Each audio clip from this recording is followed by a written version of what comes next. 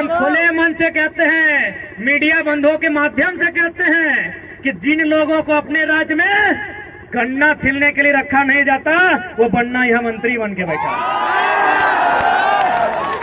अब आप कहेंगे कि अब पढ़ा लिखा लड़का हो गया, ऐसा बयान क्यों दिए?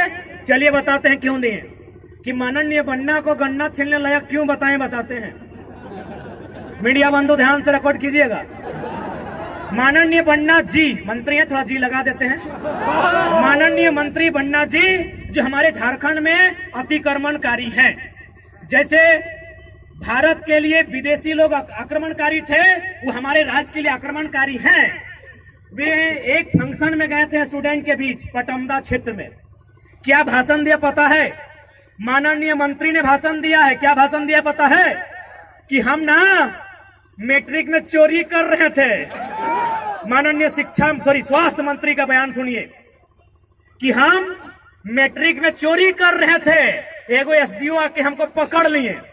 क्या बोल रहे हैं? कि एसडीओ हमके पकड़ लिए। आज वो एसडीओ मेरा सेक्रेटरी है, हम मंत्री बन गए। अरे यार, ऐसा उदाहरण देगा? इतना बोका आदमी, इतना बेकार आदमी कैसा उदाहरण दे रहा है? यानी स्टूडेंट को बोल रहा है कि काहे पढ़ाई लिखाई में समय गवा रहा है, चोरी उरी करो, बनना गन्ना छीलने लायक नहीं थे, बनना बन गए हैं। मंत्री जी के बयान है।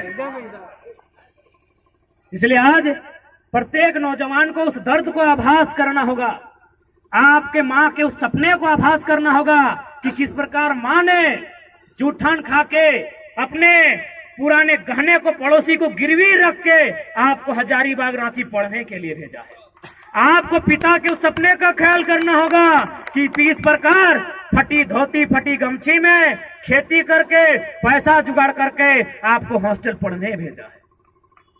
इसलिए आज नौजवानों, आज समय है उलगुलान का, आज समय है जागरूकता का, आज समय है इस लड़ाई को एक दिशा देने का।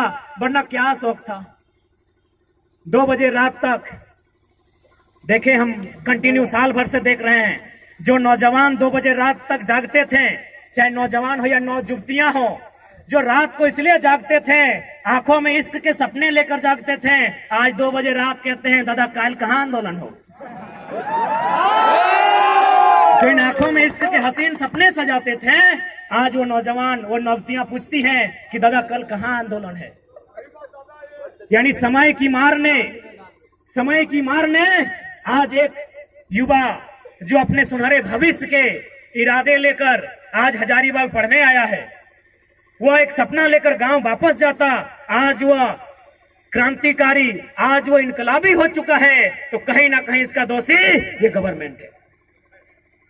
कितना दुख में है ये छात्र।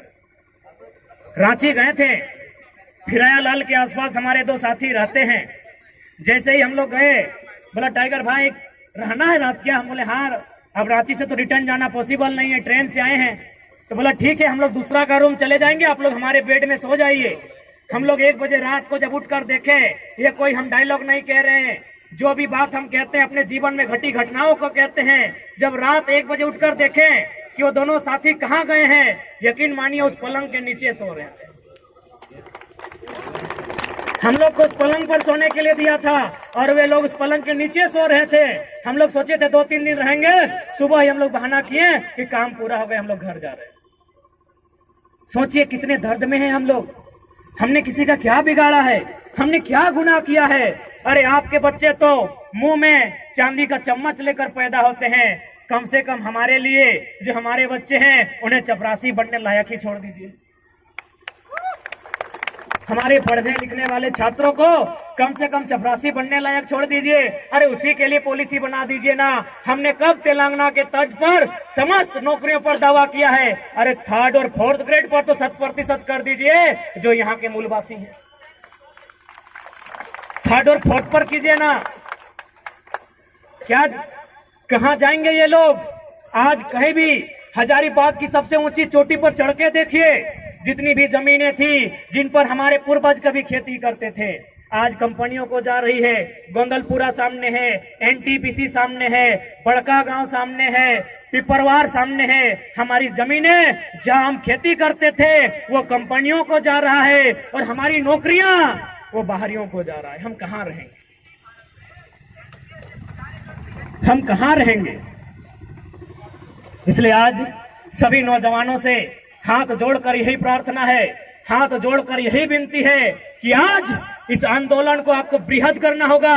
ये आंदोलन जो कोयलांचल में पहले कोयला में आग लगता था, इस बार आंदोलन के रूप में आग लगा है। इस आंदोलन से पूरा झारखंड जलना चाहिए। जलना चाहिए माने आग से नहीं, आंदोलन से जलना चाहिए।